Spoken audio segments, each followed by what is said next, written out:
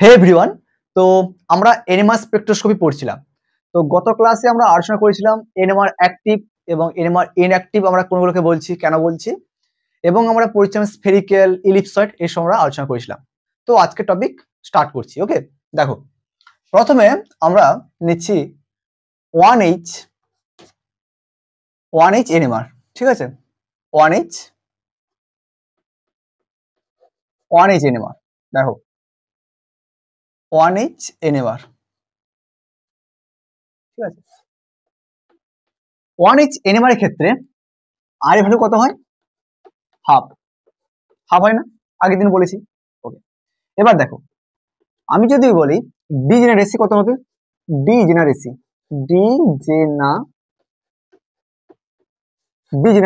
কত হবে বলো? দেখো, ডিজেনারেসি বার করতে হলে কি বলবো?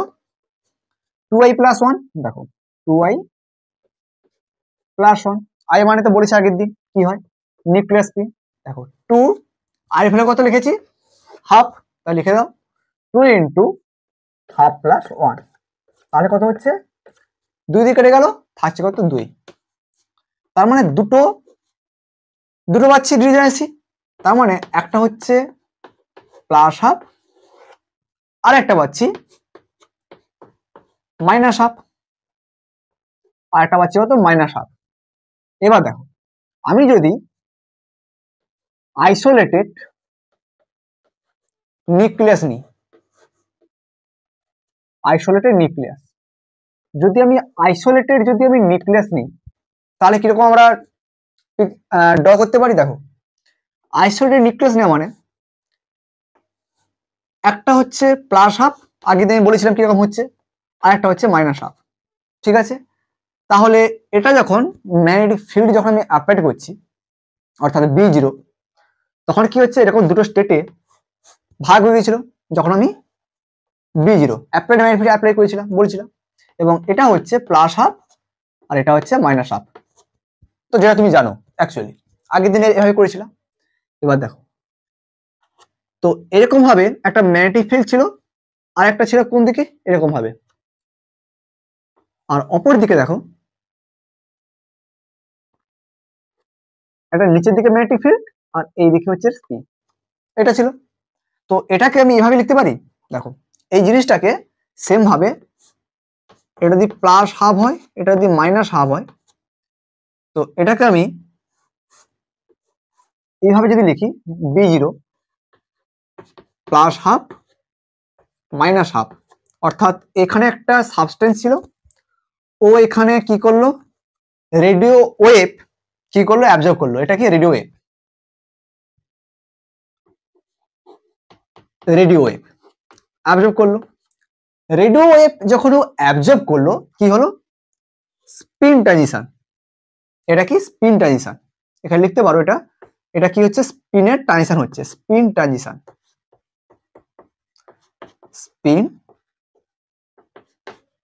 হলো, হয়েছে। ওকে, এটা লেখা হয়েছে। এবার দেখো, এটা আমি এবার মুছছি। দেখো এবার কি হচ্ছে, দেখো খুবই ইন্টারেস্টিং আর ইজিও, এতটাও টাফ নয়। দেখো, এইবার আমি যদি দেখি যে এই যে যেটা করেছিলাম, মুছে দিলাম আমি। দেখো, এই যেটা করেছিলাম, তো এটা ছিল আমার প্লাস হাফ আর এটা ছিল মাইনাস হাফ, তাই না? এটা প্লাস মাইনাস হাফ, তো এখানে ট্রানজিশন হয়েছিল, তাই তো? এইবার আমি যদি বলি এই দুটোর গ্যাপ হচ্ছে ডেল ই। কত বললাম? ডেল ই। অর্থাৎ সাপোজ এটা ধরো E1 স্টেট, এটা E2 স্টেট, তাহলে E1 মাইনাস E2 যদি করি, তাহলে কি হচ্ছে? ডেল ই হচ্ছে, অর্থাৎ এনার্জি গ্যাপের ডিফারেন্স। তাহলে আমি কি লিখতে পারি? Del E, okay, del E proportional to B0। B0 কি? Applied magnetic field. এখানে লিখে নাও B0 অ্যাপ্লাইড ম্যাগনেটিক ফিল্ড, লিখে নাও এটা applied magnetic field,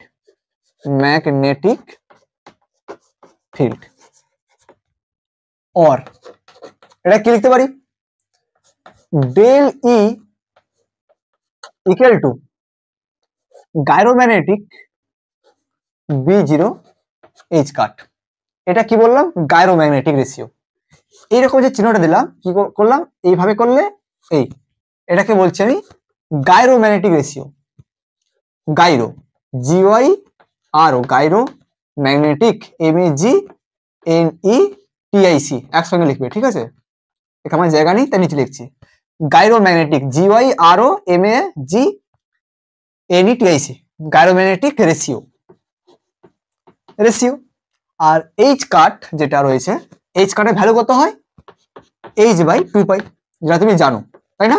quantum mechanics বা যখন অ্যাটমিক স্ট্রাকচার পড়েছো সেখানে বলেছি এইচ কাটের ভ্যালু কত হয়? H/2π। এবার দেখো, আমি ডেল ই সমান কি হয়? ডেল ই সমান হয় H new. H new, new কি ফ্রিকোয়েন্সি জানো? এইবার আমি কি করলাম? নিউ সাফিক্স আর দিলাম, অর্থাৎ এই নিউ আরটা কি? Radio frequency. কি বললাম? Radio frequency. লিখো radio frequency. Radio frequency, radio frequency, frequency, radio frequency. Okay, del is সমান এইচ নিউ হয় জানো, ইকুয়াল টু, তাহলে কি হলো? গাইরোম্যাগনেটিক B0, এইচ কাটের ভ্যালু কত বললাম? H/2π, এটা বসিয়ে দাও, H/2π। এবার দেখো, এই এইচ আর এই এইচ দুটো কেটে যাবে, তাহলে থাকলো কি? গাইরোম্যাগনেটিক আর সমান, সরি, নিউ আর, অর্থাৎ রেডিও ফ্রিকোয়েন্সি ইকুয়াল টু কি থাকলো? গাইরোম্যাগনেটিক B0/2π। ওকে, এবার দেখো, এই যে গাইরোম্যাগনেটিক যেটা লিখেছি, এই গাইরোম্যাগনেটিক ভ্যালু কিরকম হয় দেখো। ফর প্রোটন, প্রোটনের জন্য গাইরোম্যাগনেটিক ভ্যালু কত হয়?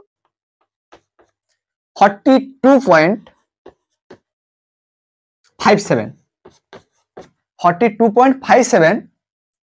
এখানে লিখো megahertz per Tesla, megahertz per Tesla, megahertz per Tesla. ওকে, মেগাহার্টজ পার টেসলা, কার জন্য? প্রোটনের জন্য। আর ফর কার্বন, কার্বনের জন্য কত হয়? Gyromagnetic of C 10.705, 10.705 megahertz per tesla. বুঝতে পারলে? ওকে, এবার দেখো, এটা লেখা হয়েছে, তাহলে আমি এটা একটু মুছছি। দেখো, এইবার সাপোজ তুমি মনে করো যে কোন একটা নিউক্লিয়াস আছে, ঠিক আছে? কোন একটা অ্যাটমের মধ্যে নিউক্লিয়াস আছে। যদি নিউক্লিয়াস থাকে তাহলে তার মধ্যে কি থাকবে? প্রেসিশনাল মোশন থাকবে। PRECISIONAL,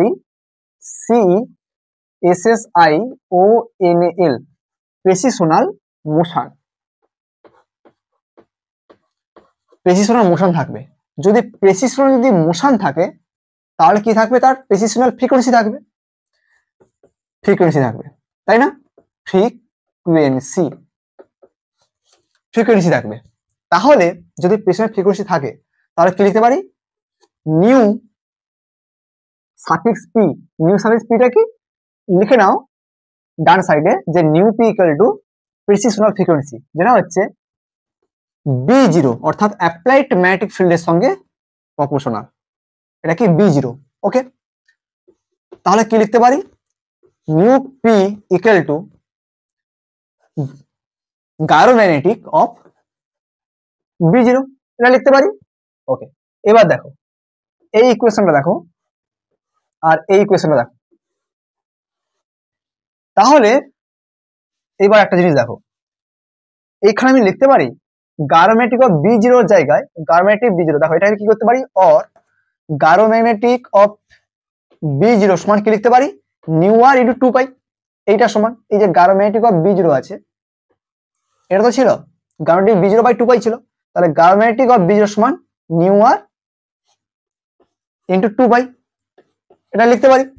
তাহলে এখানে দেখো ইকুয়াল টু, তাহলে নিউ অফ বি0 মান কত পেয়েছি, কত পেয়েছি নিউ আর 2 এটা বসে দাও।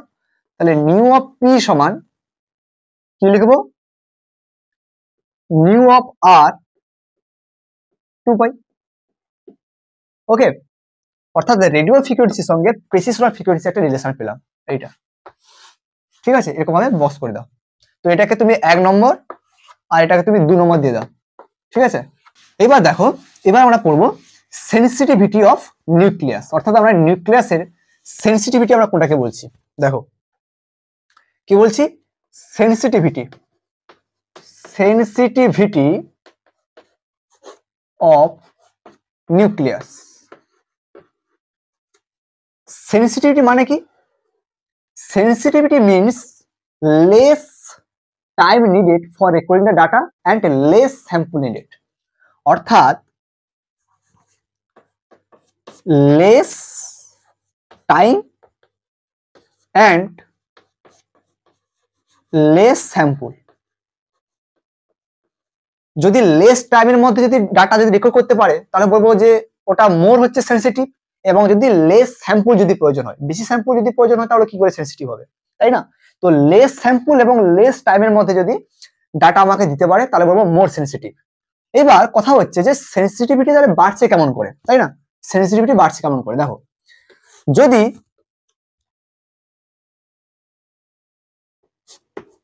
জাইরোম্যাগনেটিক রেশিও যদি বেশি হয়, জাইরোম্যাগনেটিক রেশিওর উপর ডিপেন্ড করে, জাইরো বা গাইরোম্যাগনেটিক যা বলতে পারে, জাইরোম্যাগনেটিক বলা উচিত, জাইরোম্যাগনেটিক রেশিও,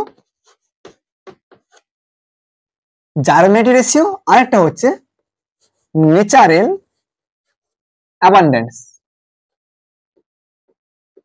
ন্যাচারাল অ্যাবান্ডেন্স একসঙ্গে লিখবে, ঠিক আছে। অ্যাবান্ডেন্স, অ্যাবান্ডেন্স মানে কি, অনেকটা বেশি পরিমাণ, ঠিক আছে। ন্যাচারাল অ্যাবান্ডেন্স এবং জাইরোম্যাগনেটিক রেশিও যদি বেশি হয় তাহলে বলবো কি ওটা মোর সেনসিটিভ। তাহলে দেখো আমি কি লিখেছিলাম যে হাইড্রোজেনের জন্য কত হয় 42.57 মেগাহার্টজ পার টেসলা লিখেছিলাম, মেগাহার্টজ পার টেসলা। আর কার্বনের জন্য জাইরোম্যাগনেটিক রেশিও কত বলেছিলাম না 10.705 মেগাহার্টজ পার টেসলা। তার মানে আমি এটা বলতে পারি যে গায়োমেট্রিক অফ সি যেটা রয়েছে, তাহলে গায়োমেট্রিক এইচ এর সঙ্গে গায়োমেট্রিক সি যদি রিলেশন করতে চাই কি হবে না, গায়োমেট্রিক অফ এইচ সমান 4 ইন্টু গায়োমেট্রিক অফ সি, মানে গায়োমেট্রিক সি হচ্ছে 4 গুণ হচ্ছে গায়োমেট্রিক এইচ। দেখো এখানে 42 রয়েছে, এখানে কত রয়েছে 10, মানে 10 ইন্টু দি 4 করে কত হবে 40 হবে, মানে প্রায় ইকুয়াল 42 এর কাছাকাছি যাবে। তো গায়োমেট্রিক এইচ সমান বলতে পারি 4 অফ গায়োমেট্রিক অফ সি বলতে পারি। ওকে, এখানে দেখো একটা রিলেশন লেখো যে যদি গায়োমেট্রিক রেশিও প্রপোর্শনাল টু কি হয় ডেল ই, অর্থাৎ ডেল ই যদি বাড়ে গায়োমেট্রিক রেশিও বাড়বে, proportional to population difference, population ডিফারেন্সও বাড়বে, প্রপোর্শনাল টু কি বাড়বে ইন্টেন্সিটি রেশিও। এখানে লিখো ইন্টেন্সিটি রেশিও, আমি এখানে লিখছি ইন্টেন্সিটি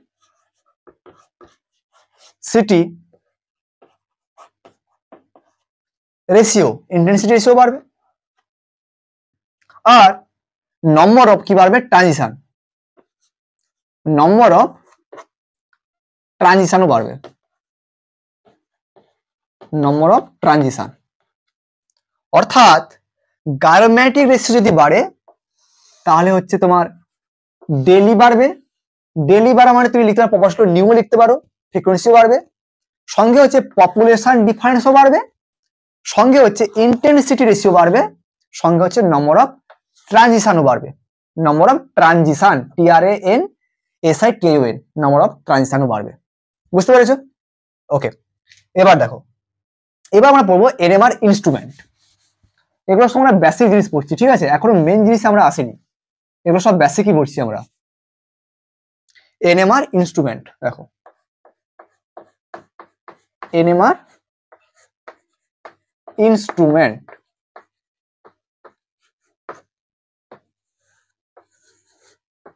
NMR ইনস্ট্রুমেন্ট। NMR ইনস্ট্রুমেন্টে কি করা হয়, এখানে আমরা 1 ইঞ্চ NMR এর জন্য আমরা রেফারেন্স স্ট্যান্ডার্ড ইউজ করি, ঠিক আছে। দেখো ফর 1 ইঞ্চ NMR লিখো যে for 1 inch NMR, for 1 inch NMR, 1 inch NMR জন্য reference standard, reference standard, reference standard, reference standard,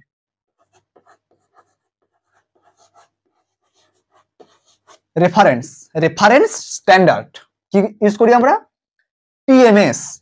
কি বললাম, TMS, TMS। TMS-টা কি, ব্র্যাকেটে লিখো টেট্রামিথাইল সিলিন, মানে সিলিনের সঙ্গে 4টা মিথাইল গ্রুপ থাকবে,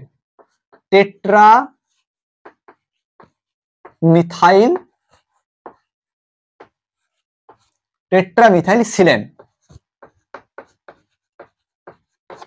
টেট্রামিথাইল সিলেন। ওকে, এবার দেখো এই যে TMS লিখলাম টেট্রামিথাইল সিলেন, অর্থাৎ কিরকম স্ট্রাকচার হচ্ছে, SI তার সঙ্গে এইরকম ভাবে 4টা CH3,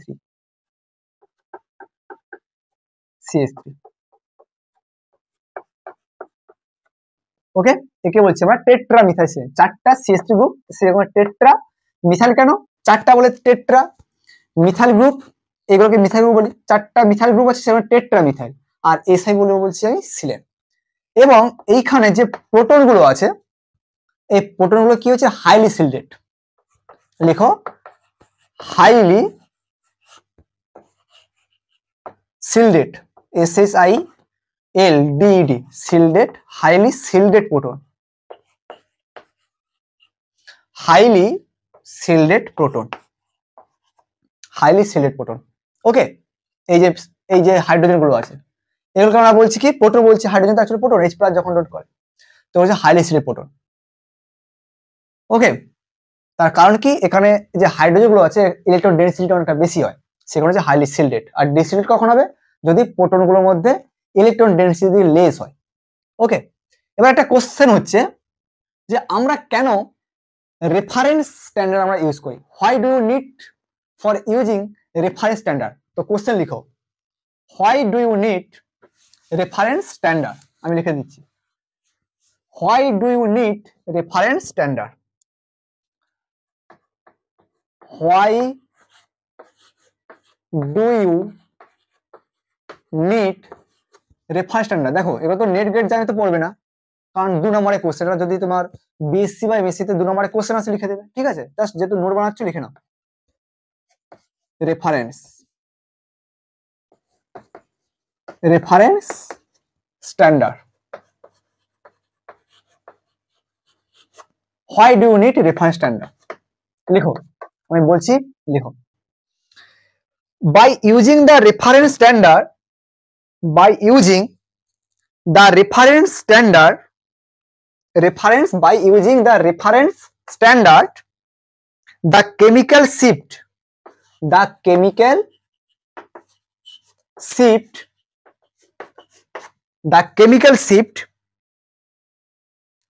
becomes independent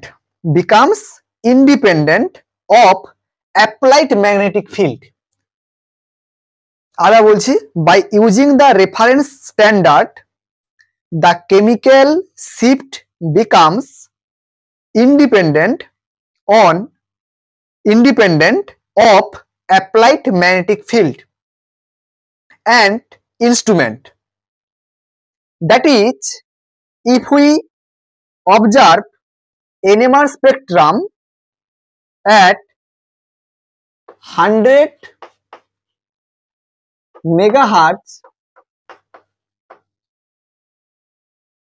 or 500 megahertz,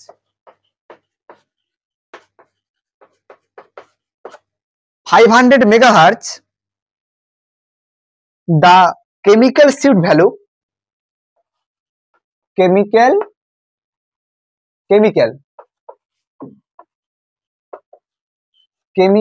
shift, এটাকে এইভাবে সাইন দেবে, ঠিক আছে? এটাকে বলে কেমিক্যাল শিফটের এরকম সাইন আমরা লিখি, ঠিক আছে? Chemical shift value will be same for, SAME for protons, same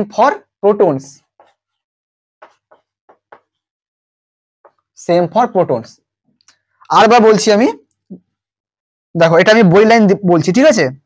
যেহেতু তুমি নোট বানাচ্ছ তো সেখানে বই দেখে আমাকে বলতে হচ্ছে। দেখো ভালো করে লিখে নাও, by using the reference standard the chemical shift becomes independent of applied magnetic field and instrument, that is if we observe NMR spectrum at 100 megahertz or 500 megahertz, the chemical shift will be same for protons. বুঝতে পারলে? ওকে, এবার দেখো, এবার আমরা কেন TMS বা use করছি? অন্য কোনো আমরা তো রেফারেন্স স্ট্যান্ডার্ড ইউজ করতে পারতাম, কেন আমরা TMS আমাদেরকে ইউজ করার প্রয়োজন হলো? হয় TMS used, এটা সেমিস্টার এক্সামে আসে, ঠিক আছে? তোমার নেট গেটে আসবে না, যেহেতু এটা এক্সপ্লেন করতে বলেছে। তো 1 নম্বর লিখবে যে TMS is inherent, আচ্ছা ইনহারেন্ট না লিখে এটাকে লিখো TMS is inert, মানে কি নিষ্ক্রিয়। 2 নম্বর TMS is volatile, মানে কি উদ্বায়ী। তো ভোলাটাইল হয়ে যাওয়ার কারণে আমরা কি করতে পারি, স্যাম্পল একবার ইউজ হয়ে যাওয়ার পরও আমরা ওকে রিকভার করতে পারি, ঠিক আছে? তুমি মেশিনের তো ইনস্ট্রুমেন্টের মধ্যে TMS দিয়ে দিলে, তো দিয়ে দেওয়ার ফলে যেমন মাস স্পেকট্রোস্কোপি আমরা যখন করবো তখন দেখবো যে mass spectroscopy actually destructive process বা ডিস্ট্রাকটিভ টেকনিক। ডিস্ট্রাকটিভ মানে কি, তুমি যখন একবার স্যাম্পল ইউজ করবে তাকে আর সেকেন্ড টাইম তুমি রিকভারি করতে পারবে না বা ওকে আর ইউজ করতে পারবে না, ওটা নষ্ট হয়ে গেল। কিন্তু তুমি যখন NMR স্পেকট্রোস্কোপি পড়ছো, ওখানে যে স্যাম্পলটা আমরা ইউজ করছি মানে স্ট্যান্ডার্ড রেফারেন্স যেটা আমরা TMS যেটা ইউজ করেছি, ওকে তুমি একবার ইউজ করার পর ফার্দার ওকে রিকভার করতে পারো, ঠিক আছে? তো ও কারণে এটা ভোলাটাইল হয়, তো সে কারণে এটা হচ্ছে কি ফার্দার ক্যান বি রিকভার, ঠিক আছে? তুমি ব্র্যাকেটে লিখে রাখতে পারো, ভোলাটাইল হয়ে যাওয়ার কারণে we can recover the sample, Das it is non destructive process, it is non destructive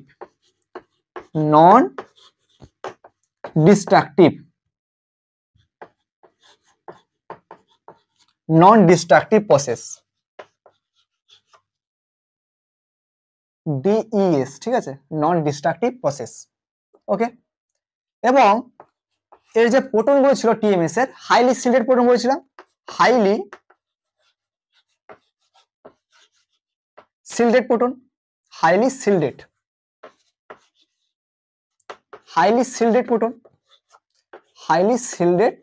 proton. তো প্রোটন গুলো হাইলি শিল্ডেড হয়ে যাওয়ার কারণে ও কি করে, কেমিক্যাল শিফট ভ্যালু কি হয়, লেস হয়। তো কেমিক্যাল শিফট ভ্যালু লেস হওয়ার কারণে ইনস্ট্রুমেন্টের যে সিগন্যাল দিচ্ছে তার উপর কোনো ইফেক্ট করে না, বুঝতে পারলে? যে প্রোটন গুলো হাইলি শিল্ডেড হয়ে যাওয়ার কারণে কেমিক্যাল শিফট ভ্যালু কি হয়, লেস হয়, ফলে কি হচ্ছে, ইনস্ট্রুমেন্টের যে সিগন্যাল দিচ্ছে তার উপর কোনো ইফেক্ট করে না।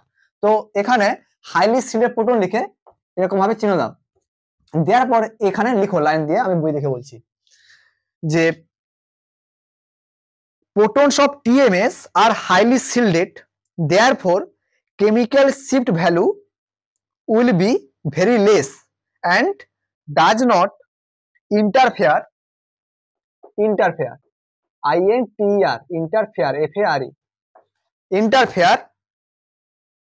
লিখেছো interfere